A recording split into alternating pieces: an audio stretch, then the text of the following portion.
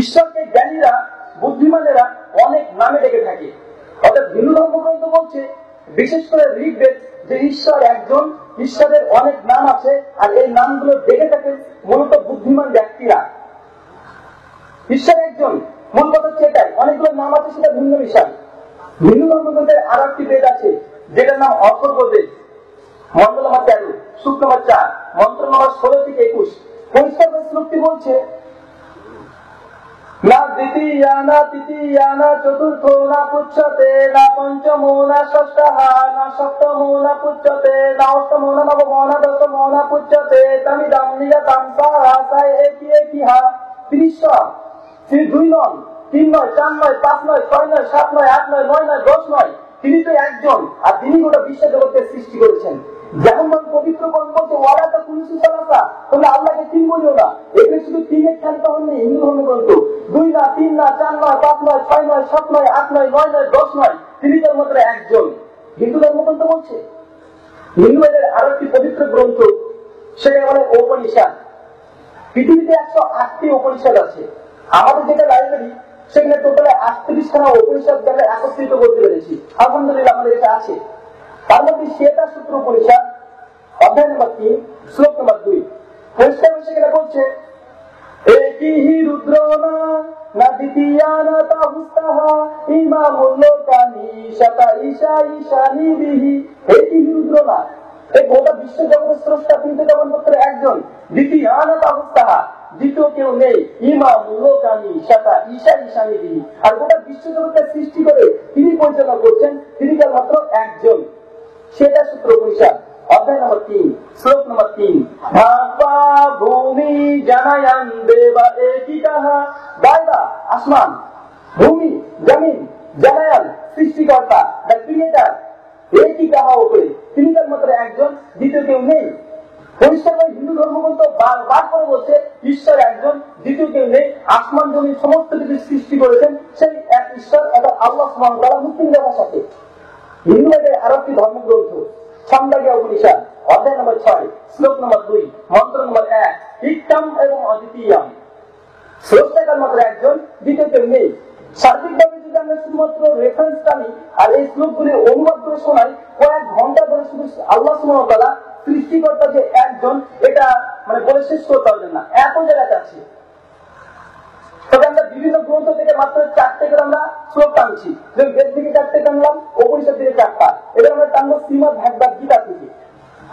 আপনারা নিউজটা অনেকে খবরের কাগজে পড়েছেন বা টিভিতে দেখেছেন। ভারতবর্ষে কিছুদিন পূর্বে একটা ইস্যুতে তোলা হয়েছিল যে শ্রীমদ ভাগবত গীতাকে জাতীয় গ্রন্থে আখ্যায়িত করা হয়।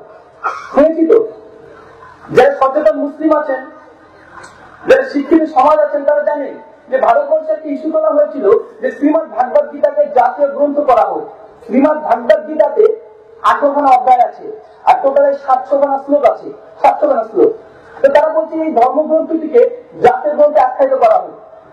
একদিন আমরা আলোচনা করছি, এমন অবস্থাতে আমাদের মুর্শিদাবাদ, আমাদের জলঙ্গি বিভাগের যে ওসি, তিনি এসে বলছেন, প্রশ্ন করছেন, কারণ আমাদের সবচেয়ে বড় কথা আমরা অনুষ্ঠান করি, সেটা প্রশ্ন উত্তর খবর রাখি, কারণ তারা যেন আমাদেরকে তাদের ভুল ধারণাগুলো আমরা দূর করতে পারি।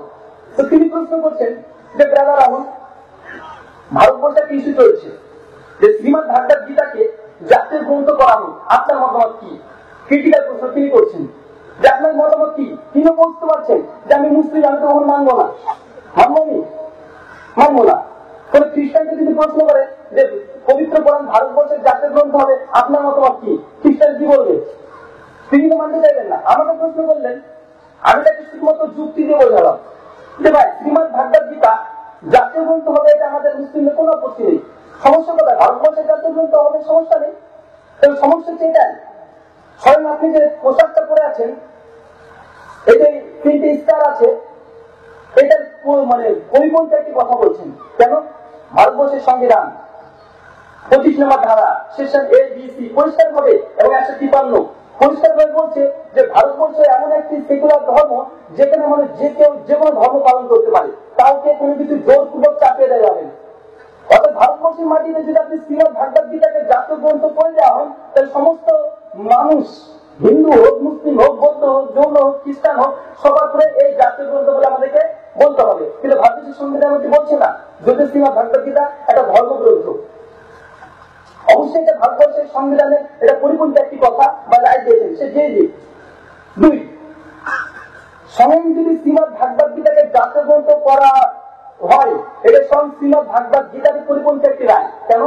শ্রীমদ ভাগবত গীতা অধ্যায় নম্বর 18 শ্লোক নম্বর 40 থেকে 45 এবং মনুষ্য গীতা 3য় অধ্যায় মন্ত্র নম্বর 281 পরিষ্কার করে সেখানে বলছে যে হিন্দু ধর্মগ্রন্থ বেদ, রামায়ণ, মহাভারত এইসব গ্রন্থগুলি পড়তে পারে শুধুমাত্র ব্রাহ্মণরা, ক্ষত্রিয়রা শুনতে পারবে, আর যারা শূদ্র আছে তারা পড়তে পারবে না, শুনতে পারবে না।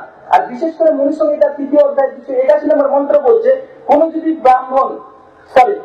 যদি শূদ্র ভুলক্রমে এই ধর্মগ্রন্থ পড়ে ফেলে, আর যদি ব্রাহ্মণরা জানতে পারে, দেশের রাজা জানতে পারে, তার চোখে আর কানে বরং সীসা ঢালা হবে। আর এই জাতীয় গ্রন্থ যদি শ্রীমদ ভাগবত গীতাকে করা হয়, সমস্ত ব্রাহ্মণ বলেন, বৈশ্য বলেন, শূদ্র বলেন, মুসলিম বলেন, হিন্দু বলেন, সমস্ত মানুষ তো পড়বে। ধর্মগ্রন্থের পরিপন্থী কথা কি কথা নয়? তিনি কিন্তু কিছু বলছেন না। 4, আমি বললাম দেখুন ভাই, আপনারা একটা মত পোষণ করেছেন, আমি একটা মত পোষণ করতে চাই। মত পোষণ এটাই যে ধর্মগ্রন্থ যদি আপনারা জাতীয় গ্রন্থে আখ্যায়িত করতে চান, আমাদের অসুবিধা নেই, আপনি রামায়ণ করতে পারেন, মহাভারত করতে পারতেন। পবিত্র কোরআন সম্পর্কে আল্লাহ সুবহানাহু ওয়া তাআলা বলছেন সূরা বাকারা সূরা নম্বর 2 আয়াত নম্বর 185, শাহরুর রমাদান আল্লাযী উনজিলা ফীহিল কোরআন। আল্লাহ বলছেন এই সেই রমজান মাস যে মাসে পবিত্র কোরআনকে নাযিল করা হয়েছে হুদাল লিন-নাস, সমগ্র মানব জাতির জন্য। আল্লাহ সুবহানাহু ওয়া তাআলা বলছেন যে পবিত্র কোরআন শুধু ভারতবর্ষের জন্য না, সমগ্র বিশ্ব, গোটা বিশ্বের জন্য পবিত্র কোরআনকে জাতীয় গ্রন্থ হিসেবে আল্লাহ সুবহানাহু ওয়া তাআলা আখ্যায়িত করেছে। তা জাতীয় গ্রন্থ আমরা কি করব? পবিত্র কোরআন পুরো বিশ্ব জগতের জন্য এসেছে, তা আল্লাহ সুবহানাহু ওয়া তাআলা বড় সার্টিফিকেট দিয়েছে, আর কি প্রয়োজন আমাদের? কোনো প্রয়োজনই নেই। কোন খ্রিস্টানরা যদি দাবি করে যে আচ্ছা আমাদের ধর্মগ্রন্থ অর্থাৎ বাইবেলকে জাতীয় গ্রন্থ করা হোক, দাবি করতে পারে, কারণ ভারতবর্ষে বিভিন্ন মানুষের অনুষ্ঠানে বসবাস করে, সকলের অধিকার আছে একটা দাবি তোলা। তো খ্রিস্টানরা যদি দাবি করে, আমি তাকে এইভাবে বলি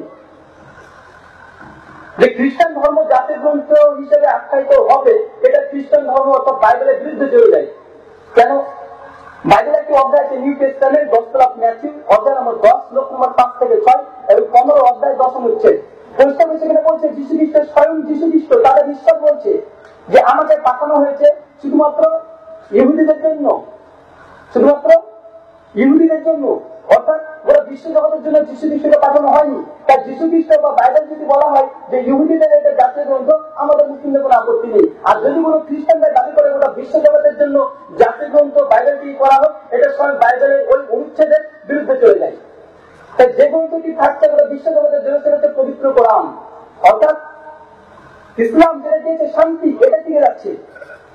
তো শ্রীমদ ভাগবত গীতা হিন্দু ভাইরা বলছে জাতীয় গ্রন্থে আখ্যায়িত করা হোক, আমি সেই ওসিকে আমি বললাম যে স্যার কিছু মনে করবেন না, শ্রীমদ ভাগবত গীতা জাতীয় গ্রন্থ নয়। আমি চাই প্রত্যেকটা হিন্দু ভাইরা এই শ্রীমদ ভাগবত গীতা পড়বে এবং তা অনুযায়ী আমল করবে। কেন?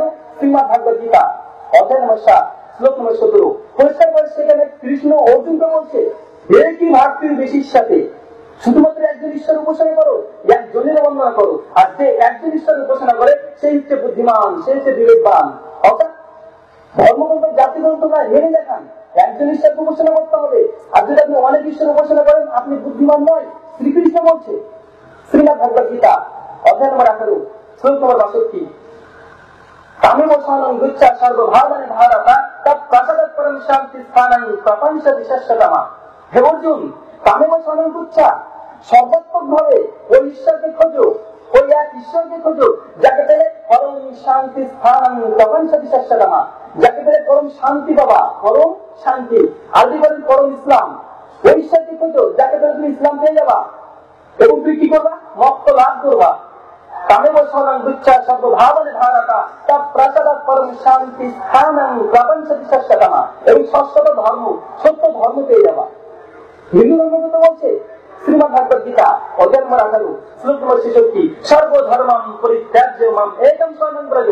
সর্বধর্মাম, সমস্ত ধর্ম পরিত্যাগ করে দাও, মাম একম, শুধুমাত্র এক ঈশ্বরকে শরণং ব্রজ, তারই উপাসনা করো, তারই আরাধনা করো।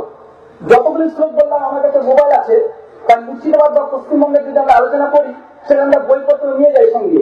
তো এটা যেহেতু সমস্যা এত দূর নিয়ে আসা, তার জন্য মোবাইলে সবগুলো পিডিএফ আছে। আলিয়া সমাজ সেখান থেকে আমাদের পিডিএফ ডাউনলোড করা আছে, আমরা যে কোনো সময় আমরা দেখাতে পারি। তো পরিষ্কারে হিন্দু ধর্মগ্রন্থ বলছে এক ঈশ্বরকে পেতে হবে, আর হিন্দু ধর্মগ্রন্থ শ্রীকৃষ্ণ তিনি বলছেন যদি এক ঈশ্বর উপাসনা করেন তবে আপনি মোক্ষ লাভ করতে পারবেন, স্বর্গে প্রবেশ করতে পারবেন। তাই বিশেষ করে আমাদের হিন্দু ভাইদের কাছে দাবি, কখনো ভাববেন না যে আমরা আপনাদেরকে খারাপ কিছু বলছি। জাস্ট আমি এটা বলছি যে আপনাদের মধ্যে কমন যে বিষয়গুলি আর আমাদের মুসলিমদের মধ্যে যেগুলো কমন বিষয় আছে সেগুলো আমরা মেনে নিব। কোন আমরা বিতর্কিত বিষয় আলোচনা করবোই না, কোন বিতর্কিত বিষয়ে আলোচনা করবো না। ধর্মগ্রন্থ যেটা বলছে সেটাই মানবো, যে ধর্মগ্রন্থটাকে আমরা মুসলিমরা মানতে বাধ্য, আর যদি হিন্দু ভাইদের ধর্মগ্রন্থ থাকে হিন্দু ভাইরা মানতে বাধ্য। আমাদেরকে দোষ দিয়ে কোনো লাভ নেই, আছে কি? আমরা কোনো বিতর্কিত বিষয় বলবো না, বলবো না যে একজন হিন্দু ভাইকে তাকে জোরপূর্বক গৌবংশ খাওয়াতে হবে, না, ইসলাম এমনটা কখনোই শেখায় না। ইসলাম সম্পূর্ণ নিষিদ্ধ। জোরপূর্বক যে আপনি কোনো কিছু হিন্দু ধর্ম সম্পর্কে খারাপ কিছু বলবেন, পবিত্র গ্রন্থ এটাকে নাকচ করেছে। অনেক মুসলিম বক্তাদেরকে আমি দেখেছি, আলোচনা শুনেছি, তাদেরকে যখন স্টেজে তুলে দেওয়া হয় বলা হয় চতুর্বেদী, তাদেরকে বলা হয় চতুর্বেদী।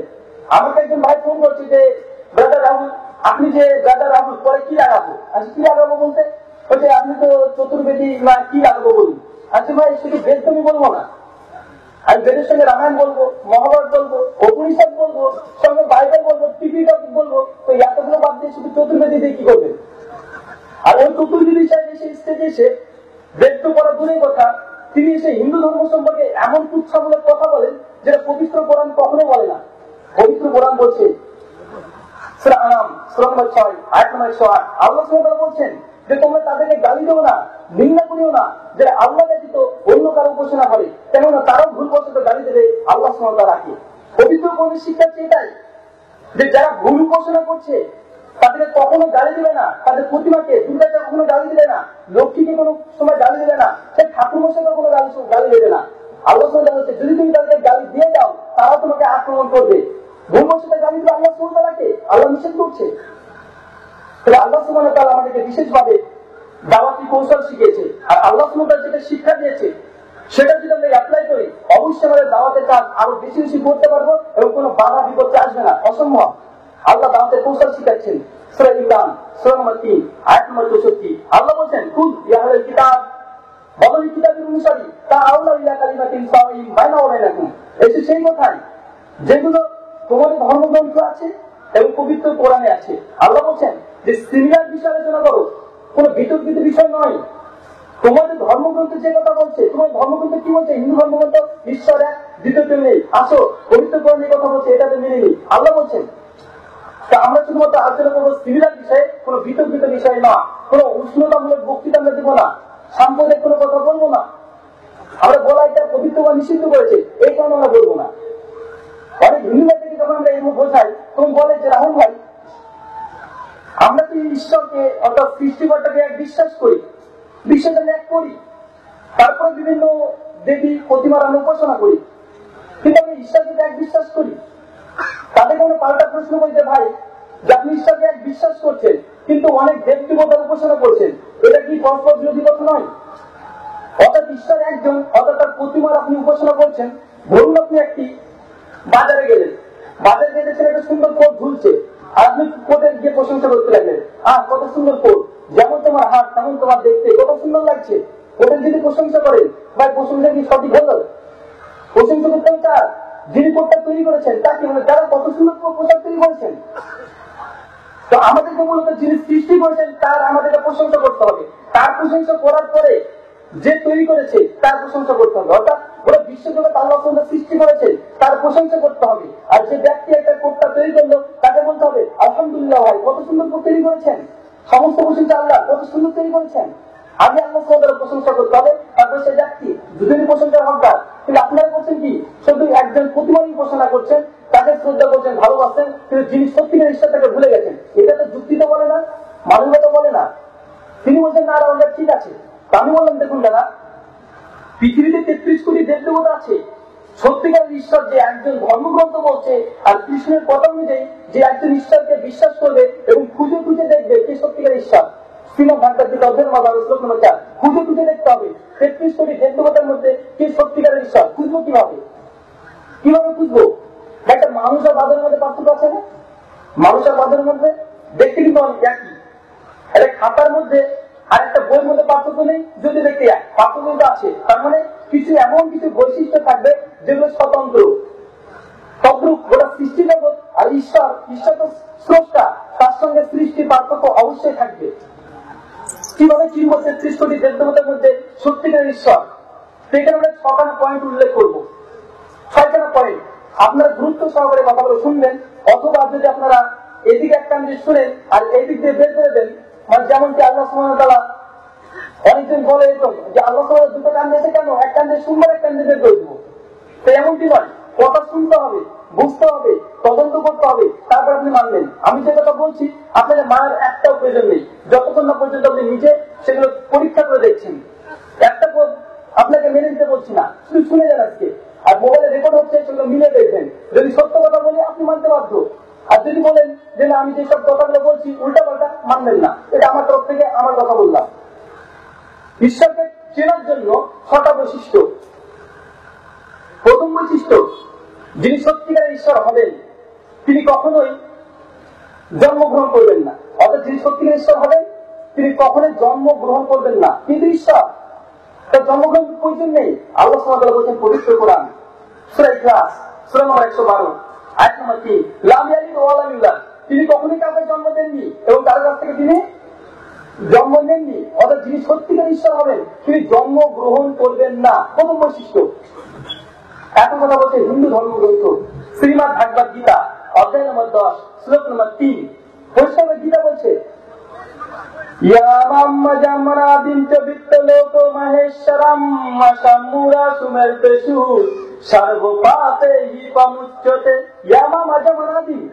হে অর্জুন, যে ব্যক্তি বিশ্বাস করে সর্বশক্ত ঈশ্বর অনাদি, ইয়ামাম আজম, যে ব্যক্তি বিশ্বাস করে সর্বশক্ত ঈশ্বর আজম মানে কখনো জন্মগ্রহণ করে না, সর্বপাপে পামুচ্যতে, সে সমস্ত পাপ থেকে মুক্তি পেয়ে যাবে। অর্থাৎ হিন্দু ধর্মগ্রন্থ বলছে আপনি মুক্তি পেতে চান, জান্নাতে যেতে চান, স্বর্গের রাজ্যে প্রবেশ করতে চান, মোক্ষ লাভ করতে চান, আপনাকে বিশ্বাস করতে হবে ঈশ্বর কখনো জন্মগ্রহণ করে না।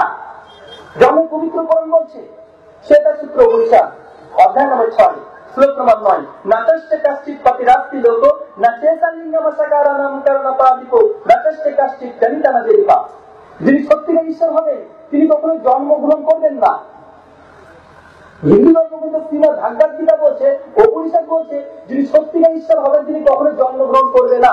আমরা হিন্দু ভাইদের দাবি করছি এটাই, বা তাদের একটা প্রশ্ন এটাই, আপনি যে ঈশ্বর উপাসনা করছেন তিনি কি কখনো জন্মগ্রহণ করেছে? যে জন্মগ্রহণ করে সে প্রকৃতপক্ষে সত্যিকারের ঈশ্বর নন, তিনি নকল ঈশ্বর। মুসলিম ভাইদের দাবি যে আপনি যে ঈশ্বর উপাসনা করছেন সেই ঈশ্বর কি কখনো জন্মগ্রহণ করেছেন? খ্রিস্টান ভাইদের কাছে একই দাবি, আপনি যে ঈশ্বরের উপাসনা করছেন তিনি কি জন্মগ্রহণ করেছেন? যে জন্মগ্রহণ করে হিন্দু ধর্মগ্রন্থ পবিত্র কোরআন বলছে তিনি ঈশ্বর নন, এমনকি বাইবেলও আছে। কিন্তু আজকে যেহেতু খ্রিস্টান ধর্ম সম্পর্কে আলোচনা করছি না, তাই বাইবেল থেকে আমরা উচ্ছেদ করবো না। 2 নম্বর বৈশিষ্ট্য, যিনি সত্যিকার ঈশ্বর হবেন তিনি কখনোই মৃত্যুবরণ করবেন না, কিন্তু ঈশ্বর তিনি অনাদি, চিরস্থায়ী, তিনি কখনো ধ্বংস হবেন না। তিনি প্রথমে যেমন ছিলেন শেষে ঠিক তেমন ভাবে থাকবেন, অর্থাৎ তিনি কখনোই মৃত্যুবরণ করবেন না। আল্লাহ সুবহানাহু ওয়া তাআলা বলেছেন পবিত্র কোরআন সূরা বাকারা সূরা নম্বর 2 আয়াত নম্বর 255, আল্লাহ বলেন আল্লাহু লা ইলাহা ইল্লা হুয়াল হাইয়ুল কাইয়্যুম, তিনি আল্লাহ, তিনি ব্যতীত কোনো উপাস্য নেই, তিনি চিরঞ্জীব এবং চিরস্থায়ী। অর্থাৎ আল্লাহ সুবহানাহু ওয়া তাআলা চিরস্থায়ী, তিনি কখনো মৃত্যুবরণ করবেন না।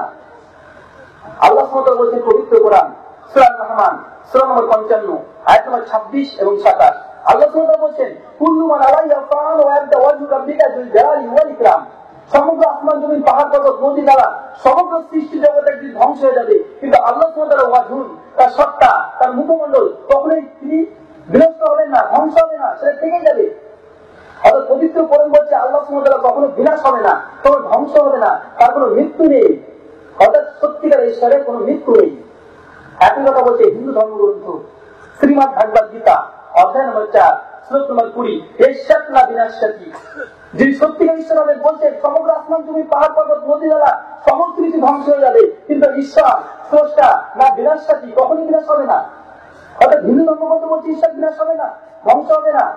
শ্রীমদ্ ভাগবত গীতা অধ্যায় নম্বর 10 শ্লোক নম্বর 3, ইয়ামাম মাজামারা বিনচো বিত্তলোক মাহেশ্বরম শামুরা সুমেলতেসু সর্ব পাপে হি প্রমুচ্যতে। ইয়ামা মাজা মানাদি, হে অর্জুন, যে ব্যক্তি বিশ্বাস করে সর্বশক্তিমান ঈশ্বর অনাদিম, অনাদিম মানে চিরস্থায়ী, হাইয়ুল কাইয়ুম অনাদি চিরস্থায়ী, সর্ব পাপে হি প্রমুচ্যতে, সে সমস্ত পাপ থেকে মুক্তি পেয়ে যাবে। অর্থাৎ হিন্দু ধর্মগ্রন্থ বলছে আপনি জান্নাতে যেতে চান, ঈশ্বর জন্মগ্রহণ করেননি এটা বিশ্বাস করতে হবে, ঈশ্বর কখনো মৃত্যুবরণ করে না এটা বিশ্বাস করতে হবে, তবে আপনি জান্নাতে যেতে পারবেন, স্বর্গের যে প্রবেশ করবেন, মোক্ষ লাভ করবেন।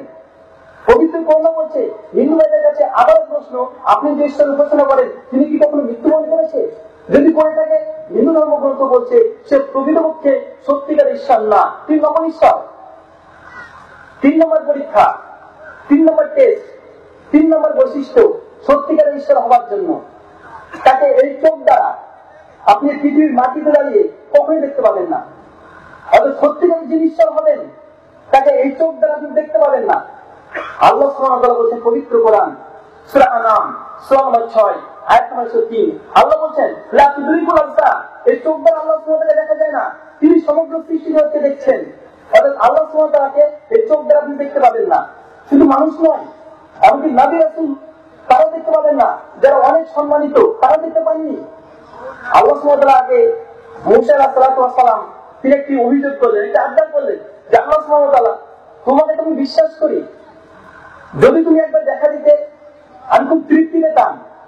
মুসা আলাইহিস সালাম দাবি করেছিলেন আল্লাহ সুবহানাহু ওয়া তাআলাকে দেখার, আল্লাহ সুবহানাহু ওয়া তাআলা জবাব দিচ্ছেন পবিত্র কোরআন সূরা আরাফ সূরা নম্বর 7 আয়াত নম্বর 43, আল্লাহ সুবহানাহু ওয়া তাআলা জবাব দিচ্ছেন মুসা আলাইহিস সালামকে, লাম তারানি, মুসা তুমি পশ্চিম তারাকে চোখ দিয়ে দেখতে পাবে না।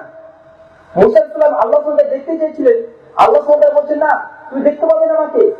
তারপরে মুসা আলাইহিস সালাম জোরপূর্বক দেখতে চেয়েছিলেন, আল্লাহ সুবহানাহু ওয়া তাআলা নূর দেখেছিলেন, তার জন্য মুসা আলাইহিস সালাম বেহুশ হয়ে পড়ে গিয়েছিলেন। অর্থাৎ আল্লাহ সুবহানাহু ওয়া তাআলাকে দেখা সম্ভব নয়।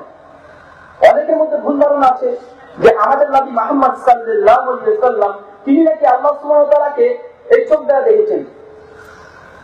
মা আয়েশা রাদিয়াল্লাহু তাআলা আনহা তিনি হাদিস বর্ণনা করছেন, সহিহ বুখারী কিতাবুত তাওহীদ হাদিস নম্বর 7380 এবং সহিহ বুখারী আধুনিক প্রকাশনের বর্ণনানুবাদ হাদিস নম্বর 6867। মা আয়েশা রাদিয়াল্লাহু তাআলা আনহা তিনি বলেন, কোন ব্যক্তি যদি বলে যে রাসূল মুহাম্মদ সাল্লাল্লাহু আলাইহি ওয়াসাল্লাম আল্লাহ রাসূল স্বয়ং আল্লাহ সুবহানাহু ওয়া তাআলাকে চোখ দিয়ে দেখেছে, ওয়া কাযাবুন, সেটা তিনি মিথ্যাবাদী।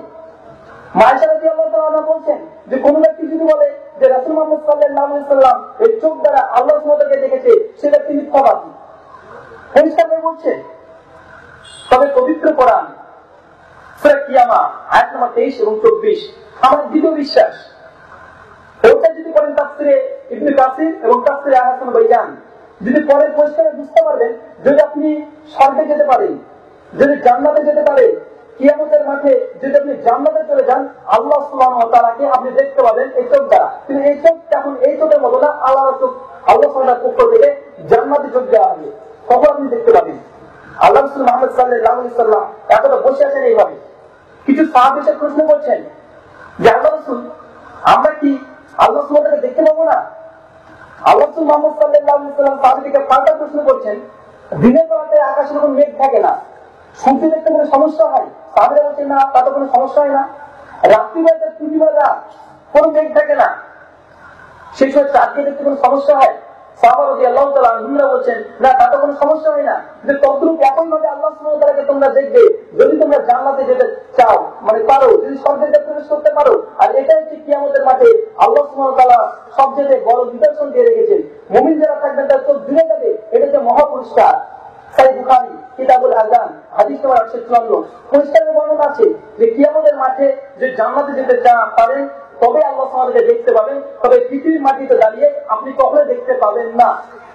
3 নম্বর বৈশিষ্ট্য, এত কথা বলতে হিন্দু ধর্মগ্রন্থ শ্রীমদ্ ভাগবত গীতা অধ্যায় নম্বর 11 শ্লোক নম্বর 8 শ্রীকৃষ্ণ অর্জুনকে বলছে, অর্জুন শ্রীকৃষ্ণকে বারবার প্রেসার করছে, যেমন ভাবে মুসা আলাইহিস সালাম আল্লাহ সুবহানাহু ওয়া তাআলা বলছে যে আল্লাহ তুমি আমাকে একবার দেখা দাও। অর্জুন শ্রীকৃষ্ণকে বলছে যে প্রভু আপনি আমাকে একবার দেখা দিন। শ্রীকৃষ্ণ জবাব দিচ্ছে শ্রীমদ্ ভাগবত গীতা অধ্যায় নম্বর 11 শ্লোক নম্বর 48, যে অর্জুন কোনদিনই তুমি আমাকে চোখ দ্বারা দেখতে পাবে না, তুমি যদি আধ্যাত্মিক স্তরের চূড়ান্ত পর্যায়ে পৌঁছে যাও তবু তুমি এই চোখ দ্বারা আমাকে দেখতে পাবে না। অর্জুন আবার কৃষ্ণকে বলছে যে প্রভু আপনি আমাকে একবার দেখা দেন, আমাকে একবার দেখা দেন। কৃষ্ণ আবার জবাব দিচ্ছে শ্রীমদ ভাগবত গীতা অধ্যায় নম্বর 11 শ্লোক নম্বর 53। অর্জুন, তুমি কখনোই চোখ দ্বারা আমাকে দেখতে পাবে না। তুমি যদি আধ্যাত্মিকতার চূড়ান্ত স্তরে চলে যাও, তুমি যদি আধ্যাত্মিক পরিমাণে বেদ করো, তুমি আমাকে চোখ দ্বারা দেখতে পাবে না। যেমন ভাবে পবিত্র কোরআন মুসা আলাইহিস সালাম আর আল্লাহ সুবহানাহু ওয়া তাআলার কথা বর্ণনা করা আছে, সেই একই ভাবে শ্রীমদ ভাগবত গীতা 11 নম্বর অধ্যায়, যেটা বিশ্বরূপ দর্শন হিসেবে উল্লেখিত আছে শ্রীমদ ভাগবত গীতাতে, কৃষ্ণ আর অর্জুনের মধ্যে এত কথোপকথন আছে। অবশেষে কৃষ্ণ যখন তার বিশ্বরূপ দর্শন করাবেন, সঙ্গে সঙ্গে অর্জুন দেখে, তার নূর দেখে, তার জ্যোতি দেখে সঙ্গে বেহুশে তিনি পড়ে গেছিলেন, যেমন মুসা আলাইহিস সালাম করেছিলেন। তাহলে হিন্দু ধর্মগ্রন্থ বলছে যে সত্যি ঈশ্বরকে আপনি চোখ দ্বারা কখনোই দেখতে পাবেন না, সম্ভব নয়। এই চোখ দ্বারা আপনি দেখা অসম্ভব একটি বিষয়। কেন উপনিষদ অধ্যায় নম্বর 1 শ্লোক নম্বর 5 এবং 6 পরিষ্কার করে সেখানে একটি শ্লোক বলছে,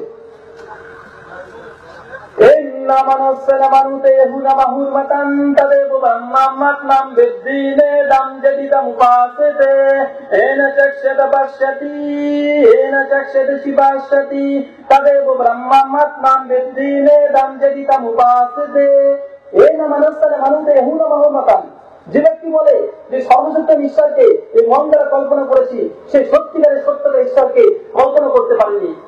কেন পরিষদ অধ্যায় নম্বর 1 মন্ত্র নম্বর 6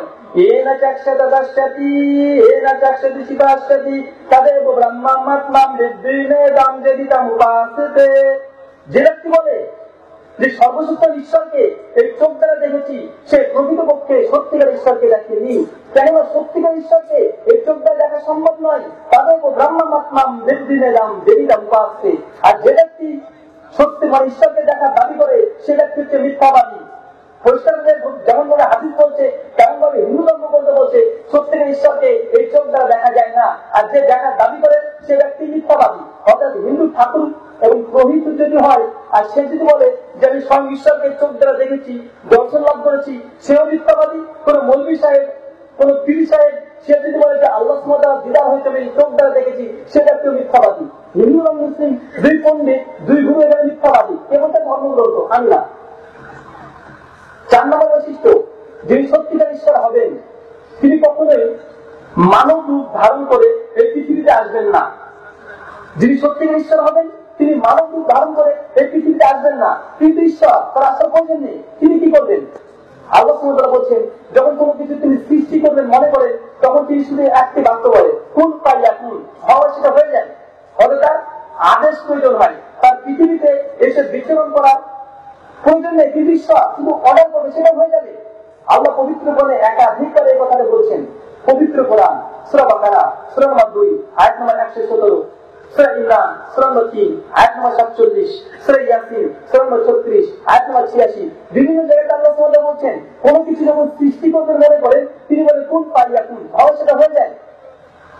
তবে আল্লাহ সুবহানাহু ওয়া তাআলা আরেকটি কাজ করেন, যেটা পবিত্র কোরআন সূরা নাহল সূরা নম্বর 16 আয়াত নম্বর 36-এ আল্লাহ সুবহানাহু ওয়া তাআলা ব্যক্ত করছেন, ওয়ালাকাদ বাআসনা ফি কুল্লি উম্মাতিন রাসূলান আন ইবুদুল্লাহ ওয়াজতানিবুত তাগুত। পৃথিবীতে যখন এক আল্লাহ ব্যতীত অন্য কারো উপাসনা শুরু হয়ে যায়, অর্থাৎ মানুষ শিরকে লিপ্ত হয়ে যায়, সেই সময় আল্লাহ সুবহানাহু ওয়া তাআলা একজন নবী পাঠান, একজন রাসূল পাঠান, একজন প্রফেট পাঠান। হিন্দু ভাইদের ভাষা অনুযায়ী একজন দেবদূত পাঠান। পৃথিবীতে যখন অধর্মণী আসে, মানুষ ঈশ্বর ব্যতীত অন্য কারো উপাসনা শুরু করে দেয়, মানুষ অন্য অত্যাচার পাপ ব্যবচার মধ্যে লিপ্ত হয়ে যায়, সেই যে মহান ঈশ্বর আল্লাহ সুবহানাহু ওয়া তাআলা তিনি একজন ব্যক্তি পাঠান, নবী পাঠান, রাসূল পাঠান, হিন্দুদের ভাষা অনুযায়ী দেবদূত পাঠান বা অবতার পাঠান। তার মানে পবিত্র কোরআন বলছে আল্লাহ সুবহানাহু ওয়া তাআলা স্বয়ং আসার প্রয়োজন হয় না, হয় অর্ডার করবেন বা কোনো ব্যক্তিকে পাঠাবেন। এত কথা হিন্দু ধর্মগ্রন্থ বলছে। শ্রীমদ ভাগবত গীতা অধ্যায় নম্বর 7 শ্লোক নম্বর 24, অব্যক্তম ব্যক্তম অপন্নমাহ মমানন্তে অবুদ্ধয়াহ পরম ভাব মজানন্তে মমা আব্বাম অনুত্তমাম। হে অর্জুন, যে ব্যক্তি বিশ্বাস করে সর্বশক্তির ঈশ্বর অব্যক্তম ব্যক্তম অর্থাৎ মানব রূপ ধারণ করে এই পৃথিবীতে আসে, সে ব্যক্তিকে ভগবান শ্রীকৃষ্ণ বলছেন মামা অবুদ্ধয়াহ, সে ব্যক্তি নির্বোধ বোকা। অর্থাৎ শ্রীকৃষ্ণ বলছেন কোন ব্যক্তি যদি বিশ্বাস করে যে ঈশ্বর মানব রূপ ধারণ করে পৃথিবীতে আসে, সে ব্যক্তি নির্বোধ এবং বোকা।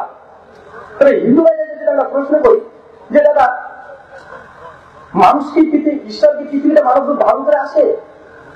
তিনি সঙ্গে সঙ্গে বললেন জি হ্যাঁ অবশ্যই আসে। তো দলিল? তিনি সঙ্গে সঙ্গে বললেন সম্ভাবনী উগে উগে, বিশ্বের প্রত্যেক যুগে আসে। আমরা শ্লোকটি সবাই জানি, হিন্দু মুসলিম সবাই জানি যে সম্ভাবনী উগে উগে, বিশ্বের প্রত্যেক যুগে আসে। তবে আসলে কথাটি এমনটি নেই, এমনকি ব্যক্ত করা হচ্ছে বা বর্ণনা করা হচ্ছে, কিন্তু কথাটি এমনটি নেই। আমরা যদি শ্লোকটি খুব খোলা করে বলতে চাই, শ্লোকটি আছে শ্রীমদ্ ভাগবত গীতা অধ্যায় নম্বর 4, শ্লোক নম্বর 7 এবং 8। শ্লোকটি অনুবাদ করে শুনবেন যে এখানে শুধুমাত্র তাদের অনুবাদের ভুলের জন্য আমাদের মুসলিম এবং হিন্দু ভাইদের মধ্যে পার্থক্য তৈরি হয়েছে। কেউ ধর্মগ্রন্থের কথা বলছে না, অনুবাদের ভুল। শ্লোকটি বলছে यदा यदा हि धर्मस्य ग्लानिर्भवति भारत अभ्युत्थानं धर्मस्य तदे आत्मानं सृजामि अहं परित्राणाय साधूनां विनाशाय दुष्कृतं धर्मसंस्थापनाय सम्भावयामि युगे युगे। यदा यदा हि धर्मस्य, যখন পৃথিবীতে অধর্ম নেমে আসে, ধর্মের পবিত্রকরণ একটু আগে বললাম, পৃথিবীতে যখন অধর্ম নেমে আসে সেই সময় কি করে স্বামীশ্বর यदा यदा हि धर्मस्य ग्लानिर्भवति भारत अभ्युत्थानं धर्मस्य, তখন কি করে अभ्युत्थानं धर्मस्य तदे आत्मानं सृजामि अहं। তাদের মানে মুসিবত ওই সময়, আত্মা মানে একজন ব্যক্তি, সৃজামি মানে সৃষ্টি করি, অহম মানে আমি, এই সময় একজন ব্যক্তি সৃষ্টি করি আমি। অর্থাৎ স্বয়ং ঈশ্বর যখন পৃথিবীতে অধর্ম নিয়ে আসে, মানুষ অন্যায় অত্যাচার পাপ ব্যভিচারের সঙ্গে লিপ্ত হয়ে যায়, ঈশ্বর একজন আত্মা অর্থাৎ মানুষ সৃষ্টি করে।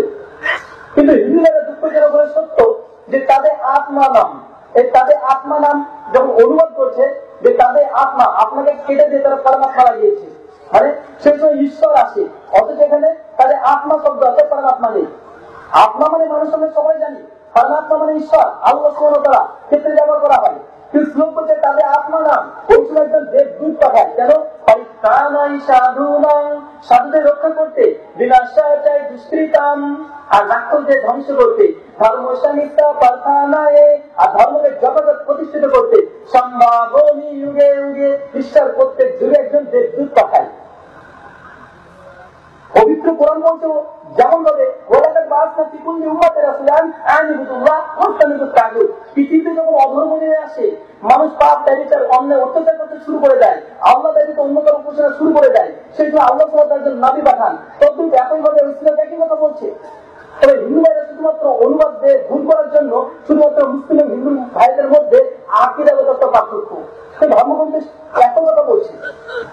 5 নম্বর বৈশিষ্ট্য, যিনি সত্যিকার ঈশ্বর হবেন তার সমতুল্য, তার সাদৃশ্য এই পৃথিবীতে কোনো কিছুই নেই। আল্লাহ সুবহানাহু ওয়া তাআলা বলেছেন পবিত্র কোরআন সূরা সূরা নম্বর 42 আয়াত নম্বর 11, আল্লাহ বলেছেন লাইসা কামিসলিহি শাইউন ওয়া সামিউল বাসীর, তিনি আল্লাহ, তার সাদৃশ্য কোনো কিছু নেই, তিনি সমস্ত কিছু দেখছেন, সমস্ত কিছু শুনছেন।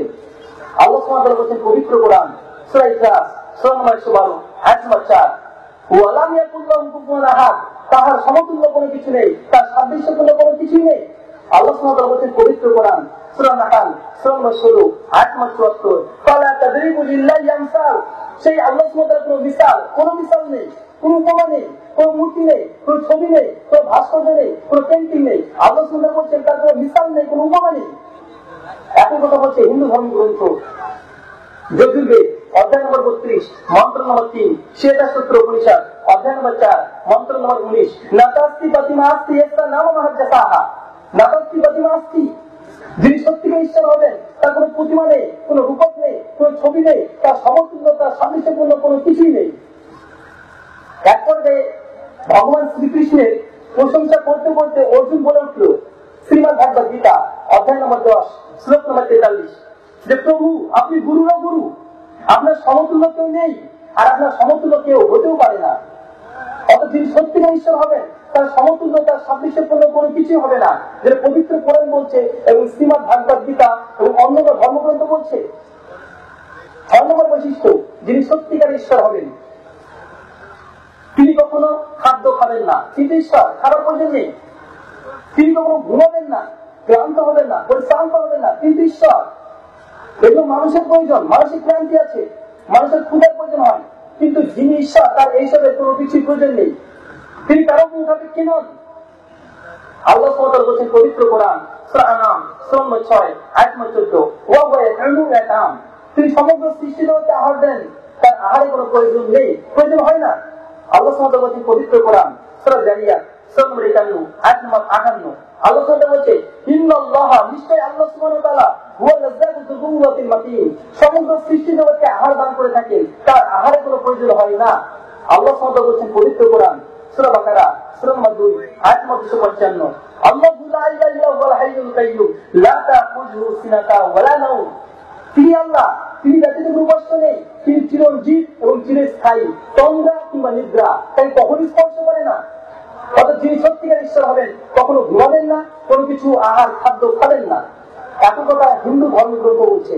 খাদ উপনিষদ অধ্যায় নম্বর 2 বল্লী নম্বর 2 মন্ত্র নম্বর 5, ইয়া येषु সুক্তেষু জাগতি কামং কামং পুরুষ তামলির মিনাহা তাদেব সুক্তেষু তাম ব্রহ্মা। যখন সমগ্র পৃথিবীর মানুষ ঘুমন্ত অবস্থায় থাকে, ঈশ্বর তখন জেগে থাকে, কেননা কোনো ঘুম ঈশ্বরকে স্পর্শ করতে পারে না। সমগ্র সৃষ্টি যখন আহার ক্ষুধার্ত থাকে, ঈশ্বর তখন তাদেরকে খেতে দেন, খাওয়ার ব্যবস্থা করে দেন, তিনি হচ্ছেন ঈশ্বর। আর যে ঈশ্বর ঘুমান এবং খাদ্য খান, সে প্রকৃতপক্ষে সত্যিকারের ঈশ্বর নয়। তাদের ব্রাহ্মণ দেবীরা মুখ আসছে। সত্যিকারের যে ঈশ্বর হবেন তিনি কখনো ঘুমাবেন না, কখনো খাবেন না। অর্থাৎ এই 6টা বৈশিষ্ট্য। তাই আমরা বিশেষ করে হিন্দু ভাইদের ধর্মগ্রন্থ দিয়ে তাদেরকে আমরা দাওয়াত দিতে পারি।